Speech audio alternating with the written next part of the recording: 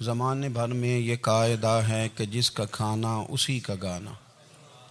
حضرت حکیم الامت فرماتے ہیں کہ زمانے بھر میں یہ قاعدہ ہے کہ جس کا کھانا اسی کا گانا، تو جن کا ہم کھا رہے ہیں انہی کے پھر گیت ہم گا رہے۔ کائنات ارضی اور سماوی پر سب سے بڑا، سب سے شاندار، سب سے خوبصورت، سب سے ٹھنڈا، سب سے امن والا جو انقلاب ہے وہ میرے نبی پاک نے برپا فرمایا۔ بڑی یہ کم نصیبی ہے کہ مسلمانوں میں فرقے بن گئے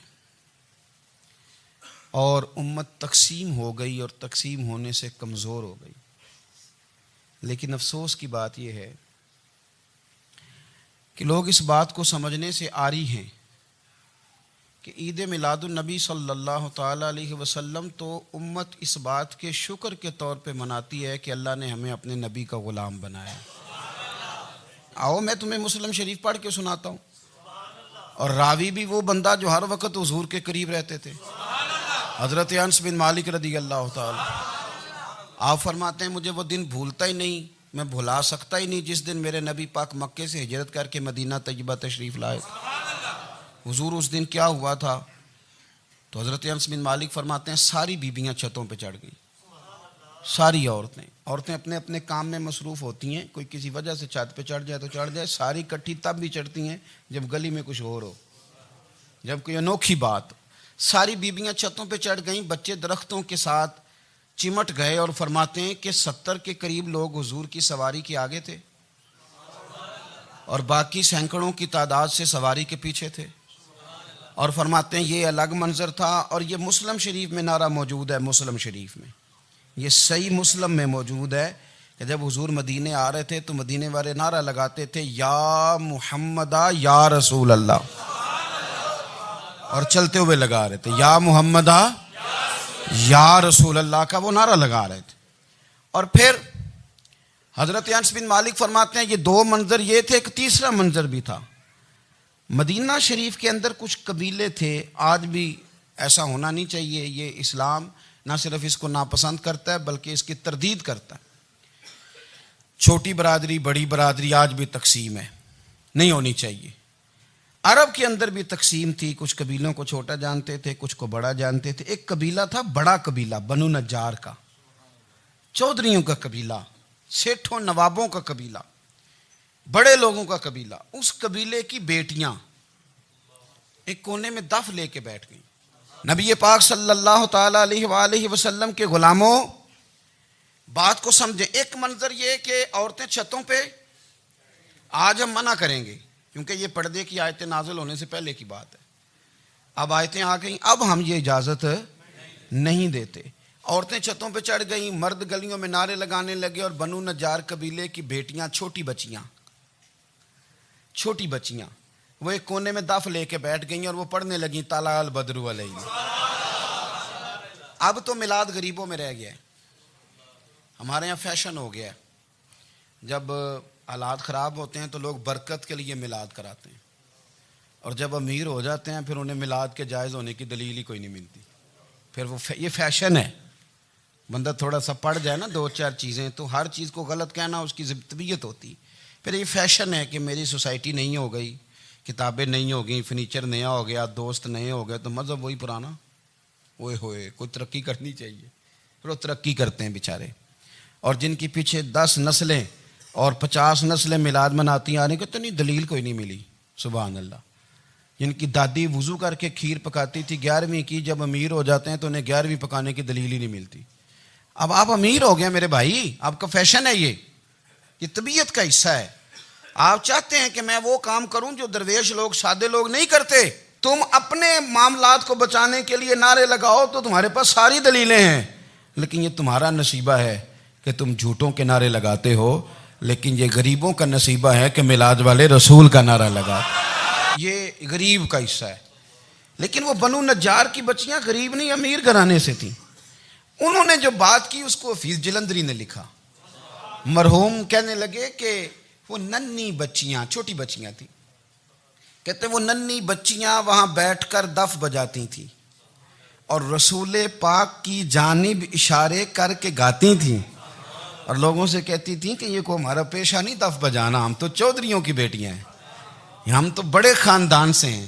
وہ ننھی بچیاں جو بیٹھ کر وہاں دف بجاتی تھیں، رسول پاک کی جانب اشارے کر کے گاتی تھیں اور کہتی تھی ہم ہیں بچیاں نجار کے عالی گھرانے کی، خوشی ہے آمنہ کے لال کے تشریف لانے، ہمیں بڑی خوشی ہے آمنہ کے لال کے، خوشی ہے آمنہ کے لال کے، خوشی ہے آمنہ کے لال کے، ہمیں خوشی ہے آمنہ کے لال کے تشریف، خوشی ہے بس آمنہ کے لال کے تشریف۔ نبی پاک صلی اللہ تعالیٰ علیہ وآلہ وسلم سے امت کا جذباتی رشتہ ہے۔ یہ پہلے دن سے ہی ابو جہل کب منع کرتا تھا کسی مسلمان کو کہ خانہ کعبہ میں نماز نہ پڑھو، کہتا پڑھو۔ حضرت صہیب ابن سنان رومی سے اس نے کہا کہ آپ اپنے طریقے کے مطابق، مسلمانوں کے طریقے کے مطابق کعبے کے اندر نماز پڑھیں، جو مرضی کریں۔ روکتے تو وہ نبی پاک کے قریب جانے سے تھے، وہ منڈیوں میں بیٹھ جاتے تھے، حضور کے قریب نہ جانا، حضور کے قریب نہ جانا، حضور کے قریب نہ جانا۔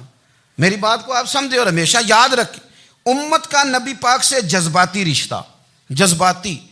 یہ جو رسول اللہ کی امت ہے یہ گناہگار ہو سکتی ہے پر اپنے نبی کی غدار نہیں ہوتی۔ میں آپ کو صحیح کہہ رہا ہوں۔ میرے کلین شیو نوجوان کے کان میں آپ جا کے کہیں نبی پاک، چاہے اس نے نماز نہ پڑھی ہو، چاہے اس نے داڑھی نہ رکھی ہو، آپ حضور کا نام لیں، اس کے رونگٹے کھڑے ہو جاتے ہیں، اس کی طبیعت، اس کا دل دھک دھک کرتا ہے، اس کی ایک ایک روح سے محمد محمد کی آوازیں نکلتی۔ یہ فیض ہے رسول پاک کا اور یہ کرم ہے اللہ کا اس امت کے ساتھ۔ امیر ملت پیر جماعت علی شاہ صاحب محدث علی پوری فرماتے ہیں ایک جگہ ہندوؤں کا جلسہ تھا، ہندو پنڈت تقریر کر رہا تھا، اس نے نبی پاک صلی اللہ علیہ وسلم کی شان میں معاذ اللہ کو بے ادبی کر دی۔ مسلمان تھے ہی نہیں، ایک مسلمان تھا، وہ ملنگ نہیں ہوتے دوری ڈنڈے والے، اس کے پاس رنگین ڈنڈا تھا، وہ کہیں دور بیٹھا تھا، تو اس نے سن لی اسپیکر چل رہا تھا، تو وہ ڈنڈا لے کے تو سٹیج پہ چڑھ آیا۔ وہ کہتا ہے میں نے پنڈت کے سر میں مارا ایک ہی ہے پر مارا ذرا صحیح کر کے، وہ ڈھیر ہو گیا، لوگوں نے گرفتار کر لیا، جیل میں چلا گیا۔ پیر صاحب کہتے ہیں میں ملنے گیا، بندے کو بسم اللہ بھی سیدھی نہیں پڑھنی آتی، سورۃ اخلاص بھی ٹھیک نہیں آتی، اسے ربنا آتی نہ دعا نہیں کر سکتا، ملنگ ہے۔ میں ملنے گیا اور میں نے کہا یار نہ تو نماز پڑھے، نہ داڑھی رکھے، نہ تو مسجد جائے، پر تو نے کمال کر دی۔ تو کہتے ہیں پیر صاحب چھم چھم رویا اور پنجابی میں کہنے لگا پیر صاحب میں گناہگار ہاں پر اپنے نبی دا غدار تے نہیں نا۔ یہ گناہگار اور غدار میں فرق ہوتا ہے، میں گناہگار ہوں پر یہ تو نہیں نا کسی کی ضرورت کہ میرے سامنے میرے نبی کے بارے میں بات کر جائے اور ساڈی اچھی تے سچی سرکار نو گل کر جائے۔ یہ بات آپ سمجھیں، دشمن احمد پہ شدت کیجئے، ملحدوں سے کیا مروت کیجئے، شرک ٹھہرے جس میں تعظیم رسول، اس برے مذہب پہ لعنت کیجئے، اور مثل فارض زلزلے ہوں نجد میں ذکر آیات ولادت کیجئے اور یا رسول اللہ کی کثرت کیجئے۔ نبی پاک کا پیار امت کے لیے سرمایہ حیات ہے۔ رسول پاک کے ساتھ امت کا والہانہ رشتہ ہے۔ نبی پاک کے ساتھ والے حضرت خبیب کو گرفتار کر لیا مکے والوں نے، اس وقت غربت تھی اسلام پر، مکے میں سارے لوگ اکٹھے ہو گئے اور چوک میں پھانسی دینے لگے حضرت خبیب کو۔ کہنا آسان ہے، کرنا بڑا مشکل ہے۔ بندہ جیل میں الجھ جائے تو میں نے بڑے بڑے سیانے لوگ معافیاں مانگتے دیکھے، بڑے بڑے لوگ کہتے دیکھے ہیں کہ یہ کام بڑا، قید تنہائی بذات خود ایک مصیبت ہے۔ آپ کو اکیلا رہنا پڑ جائے نا، یہ لاک ڈاؤن ہوا ہے تو لوگ نفسیاتی مریض بن گئے، اکیلے رہنا، تنہا رہنا کوئی چھوٹا کام ہے۔ حضرت خبیب اکیلے اور مکے کا دور اور چاروں جانب کافر، اور چوک میں جب پھانسی پہ لٹکایا جانے لگا تو ابو سفیان بولے اور بول کے کہنے لگے یار بندہ کوئی کام کر کے بڑا پچھتاتا بھی ہے کہ یار نتیجہ کیا نکلا، تو معاذ اللہ آپ کا بھی نتیجہ تو پھانسی ہے، تو آپ کا کیا خیال ہے؟ یہ آپ یقین کریں کہ لوگ صحیح صحیح ساتھ چلتے ہیں، تھوڑی سی دشواری اٹھانی پڑ جائے تو کہتے ہیں میں گاڑی ٹھیک تھا، پر انہی پتھروں پہ چل کے اگر آ سکو تو آؤ۔ میرے گھر کے راستے میں کوئی کہکشاں نہیں ہے، لوگ نا میٹھا میٹھا کھانا چاہتے ہیں، تھوڑا کڑوا آ جائے تو مصیبت بن جاتی، کہتے ہیں سارے ہی فلانے سے پیار کریں گے تو میں کروں گا، سارے مخالفت بھی کریں گے تو ہم انشاءاللہ پیار ہی کریں گے۔ یہ کیا بات ہوئی کہ ہم زمانے کا رنگ دیکھ کے چلیں گے؟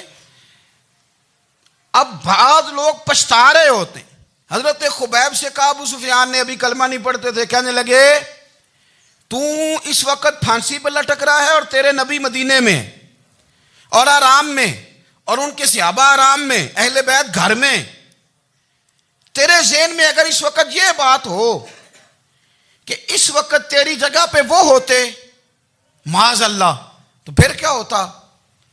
مجمع غیروں کا، علاقہ غیروں کا، یہ ٹائم آیا تھا اب نعرہ رسالت لگانے کا، اب ٹائم آیا حضرت خبیب نے نعرہ رسالت لگانا ہے، پر لگانا کس طرح ہے کہ کافر یاد رکھیں۔ حضرت خبیب سے کہنے لگے اگر تیری جگہ حضور ہوتے تو پھر تیرا کیا خیال ہے معاذ اللہ؟ تو حضرت خبیب کہنے لگے تم ابھی بھی نہیں سمجھے؟ ٹھیک ہے میں مکے میں اکیلا ہوں، سارے لوگ مدینے میں ہیں، پر میں پچھتا نہیں رہا، میں تو فخر کر رہا ہوں، میں فخر کر رہا ہوں اس لیے کہ چوری کر کے جان نہیں دے رہا، مدینے والے کی عزت پہ جان دے رہا ہوں، میں فخر کر رہا ہوں۔ فرمایا سن، تو کہتا ہے تیری جگہ حضور ہوتے اور تم انہیں یہاں معاذ اللہ پھانسی پہ لٹکاتے۔ فرمایا سن، میں تو یہ بھی پسند نہیں کرتا کہ میں گھر میں بیٹھا ہوں اور میرے نبی کو ہلکا سا کانٹا بھی چبھ جائے، ہمارا اپنے نبی سے محبت کا رشتہ ہے، ایک کانٹا بھی حضور کے قدم مبارک میں چبھے ہمیں برداشت۔ مجمع ان کا تھا، نعرے لگ رہے تھے، ہم نے مسلمان پکڑ لیا، لیکن حضرت خبیب نے اکیلے، اللہ کرے آپ کو میری بات کی سمجھ آئے، اللہ کرے آپ کو سمجھ آئے، اکیلے جب پھانسی کے تختے کے قریب نعرہ لگایا نا کہ میں تو کانٹا بھی نہیں چبھنے دوں گا اپنے نبی کو، اب سارے ہار گئے۔ اب اس ایک جملے نے نا ان کو شکست خوردہ کر دیا، اب بول کچھ نہیں سکتے تھے، گردنیں جھک گئیں، اور جب سناٹا چھایا تو ابو سفیان ساتھ والے سے کہنے لگا باقی ساری باتیں اپنی جگہ پر ہیں، پر اصحاب محمد سے پیار تو بڑا ہی کرتے ہیں نا، اور وہ کچا رنگ للاری والا جیڑا چڑھدا تے لیندا رہندا، اے عشق تیرے دا رنگ محمد چڑھ جائے پھر نہیں لیندا۔ کہا یار پیار تو یہ کرتے ہیں نا، اس میں کوئی شک والی بات؟ اس پیار سے کافر ڈرتا ہے۔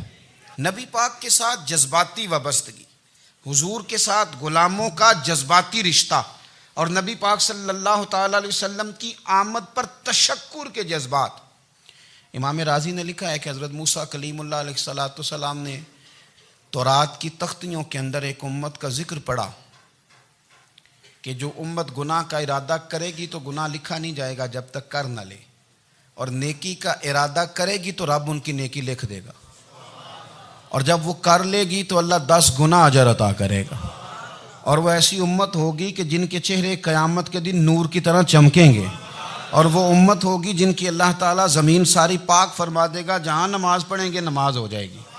یہ تذکرے پڑھ کے تو حضرت موسیٰ کلیم عرض کرنے لگے اللہ یہ امت میری بنا دے، تو رب کریم نے فرمایا کہ موسیٰ نہیں، یہ تو میرے محبوب کی امت ہے، فرمایا یہ تو میرے نبی پاک کی امت، حضور کی امت۔ اللہ اکبر۔ حضرت موسیٰ معمولی آدمی نہیں، وہ جلیل القدر پیغمبر ہیں جن کا قرآن کے ہر سپارے میں تذکرہ ہے، کہیں واضح طور پہ کہیں اشارتاً، ہر پارے میں۔ اور حضرت موسیٰ اللہ کے وہ نبی ہیں جو رب سے ڈائریکٹ باتیں کریں کوہ طور۔ کہا اے موسیٰ یہ امت تو میرے نبی کی ہے، تو حضرت موسیٰ علیہ السلام عرض کرتے ہیں، امام رازی نے لکھا ہے، کہتے ہیں اے اللہ پھر مجھے اپنی نبی کی امت میں شامل کر۔ وہ یار ہمیں لوگ کہتے ہیں میلاد نہ مناؤ، جس امت میں آنے کے لیے حضرت موسیٰ نے دعا مانگی، جس محبوب کی غلامی کے لیے، ہمیں تو دعا بھی کوئی نہیں مانگنی پڑی، اللہ نے فضل سے ہی مدینے والے کا غلام بنا دیا۔ تو ہم حضور کے تذکرے نہ کریں، ہم تشکر نہ کریں، ہم نبی پاک صلی اللہ تعالی وسلم کی نعت نہ پڑھیں، ہم حضور کے آنے پر جشن کا اظہار نہ کریں، ہر وہ جائز طریقہ جس سے اظہار خوشی ہو سکے وہ میلاد پہ کرنا چاہیے، اور اس کے لیے اسباب بنانے چاہیے۔ امت کا ایک جذباتی انداز ہونا چاہیے نبی پاک کے ساتھ، ایک وارفتگی، ایک ذوق، ایک طبیعت کے اندر وجدان۔ نعرہ مطلب اس طرح نہ ہو کہ بس چل رہا ہے کام، میں نہیں ہوں قائل، میں کہتا ہوں پہلے تو کوئی لگائے نا، اور پھر نعرہ جب لگتا تھا نا تو مسلمانوں کے یہاں نعرہ لگتا تھا تو بڑے بڑے لوگ کانپ جاتے تھے۔ صوفیاء نے لکھا ہے کہ حضرت عمر نے جب کلمہ پڑھا نا تو 39 بندے کلمہ پڑھتے تھے، تو نبی پاک نے رات کو دعا مانگی، اے اللہ عمر کو مسلمان کر کے اسلام کو عزت دے۔ حضرت عمر سویرے آ گئے، میں وہ تفصیل میں نہیں جاتا، بات لمبی۔ حضرت عمر جب آئے نا اور انہوں نے آتے جب کہا نا کہ میں کلمہ پڑھنے آیا ہوں، تو حضور اتنے راضی ہوئے کہ نبی پاک نے کہا اللہ اکبر، تو صحابہ نے نعرے لگائے اللہ اکبر اللہ اکبر، یعنی 40 لوگ مسلمان ہوئے تو نعرے لگے ہمارے صوفیاء کہتے ہیں حضرت عمر کے آنے پر جب نعرے لگے تو بتاؤ کہ وہ تو نعرہ تکبیر لگا، نعرہ رسالت کیوں نہیں لگا؟ تو کہتے ہیں گویا ہمیں حضور نے یہ سمجھایا ہے، حضور کے اشاروں نے سمجھایا ہے کہ میں اب اپنے نعرے خود تو نہیں نہ لگاؤں گا، میں نے تو اللہ اکبر کہہ دیا، عمر آ گیا ہے میرے نعرے لگاتا رہے گا، وہ نعرے لگیں گے۔ حضرت عمر نے پہلے دن ہی کہا کہ حضور آپ سچے رسول ہیں تو چھپ چھپ کے نماز کیوں پڑھیں؟ شروع ہو گئے نعرے، حضور آپ سچے ہیں تو چھپ چھپ کے نماز کا کیا معنی ہو؟ تو حضور نے فرمایا تیرا کیا ارادہ؟ عرض کی حضور سارے نہیں، ایک میں ایک امیر حمزہ، ایک لائن کے آگے وہ لگ جائے، ایک کے آگے میں لگ جاؤں، اور باقی مسلمان جتنے ہیں کل 40 تھے، پیچھے 18 19 بچیں گے، تو ایک لائن میں وہ ہو جائیں، ایک میں آگے ایک میں امیر حمزہ ہو، ایک میں ہوں، تو دیکھ لیتے ہیں یہ ہمیں نماز کیسے نہیں پڑھنے دیتے۔ ہاں دیکھ لیتے ہیں، آئے نا میدان میں، ادھر آ ستمگر ہنر آزمائیں، تو تیر آزما ہم جگر آزمائیں، اور غلامان محمد جان دینے سے نہیں ڈرتے، یہ سر کٹ جائے یہاں رہ جائے کچھ پرواہ نہیں کرتے۔ فرمایا بھی پتہ چل جاتا ہے نا، ایک لائن میں حضرت امیر حمزہ ہو گئے، ایک میں حضرت عمر ہو گئے۔ پہلے یہ مارتے تھے جو حرم شریف میں مسلمانوں کے طریقے پہ نماز پڑھتا تھا، یہ جلوسوں کی بڑی برکت ہے، اندر بیٹھے رہے نا چپ کر کے، نکل جائیں تو پتہ کچھ بھی نہیں چلتا۔ جب نکلتے ہیں نا لوگ کہتے ہیں جلوس کیا معنی ہے، تو میں بتاتا ہوں نا جلوس کا معنی کیا ہے۔ حضرت عمر نے باہر نکلے 2 لائنوں کا جلوس، لمبا بھی کوئی نہیں، بندے بھی 40، اور جناب فاروق اعظم باہر نکلے تو عمر کا نعرہ، عمر کا، حضرت عمر نے یوں کر کے آستینیں بازو کی چڑھا لیں، اور اپنے گلے میں جو ان کے رومال تھا نا اس کو یوں سینے پہ باندھا، اور اس ہاتھ میں تلوار تھی تو یوں کر کے باہر لہرائی، کہنے لگے او مکے کے کافرو ادھر آؤ میرے سامنے، جس نے اپنی بیوی بیوہ کرانی ہو، جس نے بچے یتیم کرانے ہوں، وہ آئے میدان میں، مصطفیٰ کے غلام آج سڑکوں پہ نکل آئے میدان میں ہمارے سامنے ہمارا مقابلہ کرے، آئے نا میدان میں، ہم نکلے ہیں، اب ہم یہاں کعبے میں اعلانیہ نماز پڑھیں گے، ہم پڑھیں گے، طاقت ہے تو آؤ نا ہمارا مقابلہ کرو، آؤ۔ کفر بذات خود بہت بڑا جھوٹ ہے، اور جھوٹ کے پیر، بس 2 بندے نکلے تلواریں لے کے آگے، تو پھر حضرت عمر نے اعلانیہ نماز پڑھوائی خانہ کعبہ۔ تو میرے بھائی رسول اللہ صلی اللہ علیہ وسلم کے غلام تو جب نعرہ لگاتے تھے تو ہو ہی کمال جاتا تھا۔ پھر بریلی کے امام بولے، کہنے لگے پیش حق مجدہ شفاعت کا سناتے جائیں، حضور قیامت کے دن آگے نا ہمارے آگے خوشخبری دیں گے، کہیں گے تم فکر نہ کرو، آ جاؤ میں تمہیں بخشواتا ہوں، میں تمہاری سفارش، آ جاؤ پیچھے۔ حضور نہ پیش حق مجدہ شفاعت کا سناتے جائیں گے۔ یقین کریں بریلی کے امام کو بھی بڑا ہی رنگ آتا ہے بیان کرنے کا، کہنے لگے آپ روتے جائیں گے، اللہ کو منانا ہے نا حضور نے، کہتے ہیں پیش حق مجدہ شفاعت کا سناتے جائیں گے، آپ روتے جائیں گے، پر ہم کو ہنساتے جائیں گے، باغ جنت میں محمد مسکراتے جائیں گے، پھول رحمت کے گریں گے ہم اٹھاتے جائیں گے، اور حشر میں ہوگا ہمارا داخلہ اس شان سے ہم یا رسول اللہ کا نعرہ لگاتے جائیں، ہم یا رسول اللہ کا نعرہ۔ امام راضی کہتے ہیں حضور نے ایک رکا پکڑا چھوٹا سا، ایک بندے کو لوگ دوزخ میں لے کے جا رہے ہیں۔ اچھا مجھے ایک بات بتاؤ، فیصلہ پہلے ہو گیا ہے، اللہ کے سامنے ہوا ہے، اور فیصلہ ہو گیا اور طے ہو گیا کہ دوزخ میں جانا ہے، وہ قریب پہنچ گئے دوزخ کے، تو حضور نے دیکھ لیا، اور بتایا کس نے؟ حضرت آدم نے۔ حضرت آدم کہنے لگے حضور وہ آپ کے غلام کو دوزخ میں لے جا رہے ہیں۔ نبی پاک آگے گئے، کیا پڑھتے ہیں ہمارے بھائی؟ حضور نے مجھے ان سے چھڑا کے چھوڑ دیا۔ نبی پاک صلی اللہ علیہ وسلم آگے گئے، فرمایا ادھر آؤ، کہاں لے کے جا رہے ہو؟ اللہ کے سامنے فیصلہ ہوا ہے نا، فرشتوں نے کیا ہے نا، فرشتے کو کسی سے بددیانتی تو نہیں نہ کرتے، فرشتوں نے جو کیا ٹھیک کیا ہے نا، کیوں لے کے جا رہے ہو؟ سونے گناہ زیادہ ہیں، نیکیاں تھوڑی ہیں، فرمایا میرے سامنے تولو۔ کسی فرشتے نے نہیں کہا کہ سونے معاذ اللہ ہم کو بے ایمان ہے، ہماری کوئی سے زد چل ساڈا کوئی بننا سان جائے دے نال، بھائی میرا مطلب ہے صحیح تولا ہے، فیصلہ ہے، فرمایا دوبارہ تولو۔ گویا رب بھی فرماتا ہے جیسے میرا محبوب کہتا ہے ویسے ہی کر، اور کوئی نہیں دوبارہ تول لو، کوئی حرج نہیں، تولو نہ دوبارہ۔ فرشتے دوبارہ آئیں گے، انہوں نے دوبارہ تولا، ایک پلڑے میں نیکیاں ایک پلڑے میں گناہ۔ اب وہ گناہ پھر زیادہ نکلے تو نبی پاک نے نا جیب سے اتنا سا روکا نکالا، روکے کا بھی کوئی وزن ہوتا ہے، وہ حضور نے نیکیوں کے پلڑے میں رکھ دیا، نیکیاں بڑھ گئیں۔ فرشتے بھی چپ کر گئے. چلو بھائی جنت میں. میری طرح کا تھا نا پتہ سارا سردار نے کیتی ہے, پتہ تو تھا نا اسے من آنم کے من دانم, تو سیدھا حضور کے قدموں سے جا لگا. کہنے لگا سونیا میں تو ساری زندگی گناہ کرتا رہا, یہ کون سی نیکی ہے؟ تو حضور فرمانے لگے چپ کر, جنت کا دروازہ کھول گیا, تو جا جنت میں. حضور رکے میں کیا ہے؟ فرمایا تو نے ایک دن درود و سلام نہیں پڑھا تھا, میں نے تیرا سنبھال کے رکھا ہوا تیرا درود شریف, وہ نعرے رسالت بھی تو نے لگائے تھے, وہ تو کھول کے میرے تذکرے میں نے تیرا سنبھال لیا. دوزخ میں میں تو کیا میرا سایہ نہ جائے, کیونکہ رسول پاک سے دیکھا نہ جائے. میرے رسول پاک اور میری بات سنو, میں بھی آپ کو کھانا نہیں کھلاتا, لنگر میرے سنگی کھلاتے ہیں, میرے دوست آپ کو کھانا پیش کرتے ہیں. ہر جگہ آپ جاتے ہیں تو وہاں کچھ لوگوں کی ڈیوٹی ہوتی ہے, لیکن ترمذی شریف سیاستہ کی حدیث ہے. حضرت انس نے پوچھا تھا حضور قیامت میں کہاں ملیں گے؟ فرمایا حوض کوثر پہ. حضور وہاں انس پانی پلائیں گے کہ بلال پلائیں گے کہ سہیب پلائیں گے؟ فرمایا نہیں, امت پیاسی آئے گی تو میں اپنے دست مبارک سے پانی پلاؤں. حضور وہاں نہ ملے تو فرمایا پل صراط پہ آنا, امت گزرے گی تو میں رب سلیم کی دعائیں کروں گا. تو اعلیٰ حضرت فرماتے ہیں جب حضور دعا کر رہے ہیں تو ڈرنے کی ضرورت کیا ہے؟ خدا کی رضا چاہتے ہیں دو عالم, خدا چاہتا ہے رضائے محمد, رضا اب پل سے وجد کرتے گزری کہ ہے رب سلیم دعائے محمد صلی اللہ ہو. تو حضور وہاں ملاقات نہ ہوئی تو پھر اس حدیث کو بھی یہ حدیث مضبوط کر دے گی. حضور فرمانے لگے پھر میزان عمل پہ آ جانا, امت کے عمل تول رہے ہوں گے اور میں کامیابی کی دعائیں مانگ رہا ہوں گا. تو جس کے لیے حضور دعا مانگیں گے ناکام ہوگا, ناکام ہوگا. اپنے بچوں کو حضور کی محبت سکھائیں, نبی پاک صلی اللہ علیہ وسلم کی غلامی کریں. آپ کا رشتہ نبی پاک کے ساتھ مضبوط ہونا چاہیے, آپ کے تعلقات حضور کے ساتھ مضبوط ہونے چاہیے.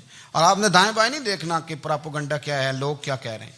لوگوں کو دیکھ کے جو لوگ رستہ بناتے ہیں وہ پیچھے رہ جاتے ہیں. آپ نے یہ دیکھنا ہے کہ میرا حضور سے نسبت کا تعلق مضبوط ہے, کوئی کدھر جا رہا ہے اس سے ہمیں کوئی تعلق. اس وقت عالمی حالات کیا ہیں, قومی حالات کیا ہیں, معاشی حالات کیا ہیں, جرنلسٹ کیا کہہ رہے ہیں فلانے کے, ہمیں اس سے غرض نہیں ہے. ہمیں تو اتنا پتہ ہے کہ ہم نے اپنے نبی کو راضی کرنا ہے. تو اس لیے خوبصورت محافل کا ذکر کریں, خوبصورت درود شریف پڑھیں.